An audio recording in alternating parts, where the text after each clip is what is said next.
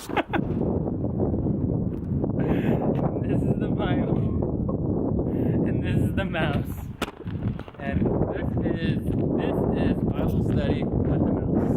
So right now we're walking through children, and we were talking to a man named John who tells us how he has this alcohol problem, and you know how he believes that Jesus Christ can help him. He believes that Jesus Christ can really help him, and he says the way he's been helping him is through AA. Now, I've worked at a mental health, I've worked at CPS, I've worked at DPSS, I've worked at all those type of buildings, and one thing that I realized about these problems is that they have this book. It's 12 books, 12 steps. It's a 12-step plan to reach to a higher power. And it may not use Jesus Christ's name, but that's ultimately who it's referring to if you listen to the steps.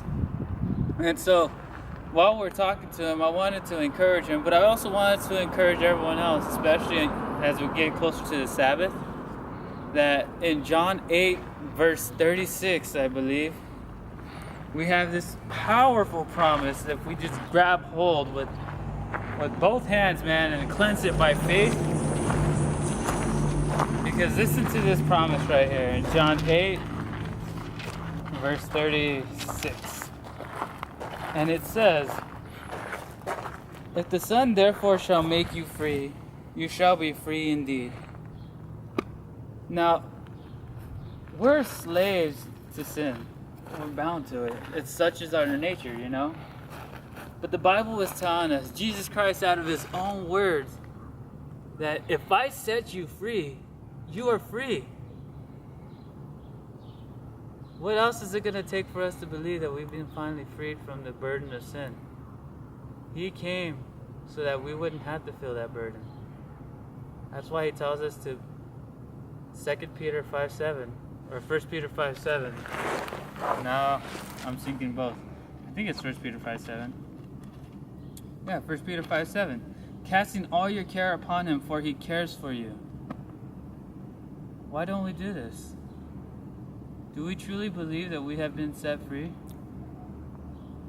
Or are we doing this type of spiritual alchemy where we think we're free, but we're really not? And if so, Christ is the answer. He's the only one who can truly break us from the chains that Satan has us bound to, from the weight of guilt and sin. He's the only one who can truly set us free. What he did on the cross was an example of that freedom that he offers to give us. And so as we unfold upon the Sabbath, I pray that you may also ask him for that freedom, that he may free you from that as well. But before we close out, Michael, do you have any thoughts? Well, see, unlike Raphael, who has this lovely background behind him, I just have a dumpster. So, let me see.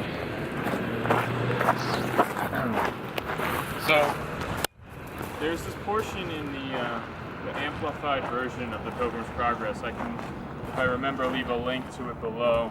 But if you look up Orion's Gate, there's a ministry that makes an amplified edition. You can get it in book form or an excellent audiobook form. The Pilgrim's Progress is just but it is a allegory about the Christian experience. It talks about a character named Christian who goes on a journey from the city of destruction to the celestial city. And he goes through places like the Hill Difficulty and the Interpreter's House, or the Slough of Despond, or the Enchanted Ground. And throughout all these experiences, he has different challenges. And one thing that stands out to me in this amplified version of the Pilgrim's Progress is this portion where at the Interpreter's House, I think it is, he tells this particular story about these paper giants. And when you look at a paper giant from a certain angle, it is menacing, it is terrifying, it is really scary, you could say. But there are also these paper chains that when you would look upon them, it would be like they were holding you down, they were chaining you to the ground, but if you would only lift your hand enough, if you would pray and you would lift your hand just slightly, those paper chains would tear. But if you are just still and you have given in to this self-induced slavery, and you have not asked God to give you freedom, then you will not be free. This instance has really helped me in that there are times in our life where we are wearing paper chains of circumstances, chains of emotion, chains of whatever it might be. But we have the power to pray. We have the privilege to pray.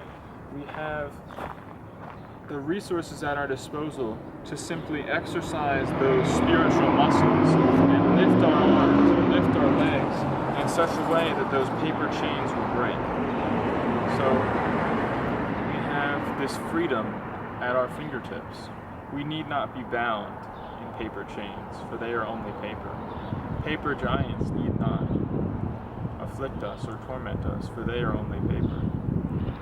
The paper that we have to remember is the paper of the Scriptures, and let it not just be the Scriptures themselves, but let it be written on our very hearts.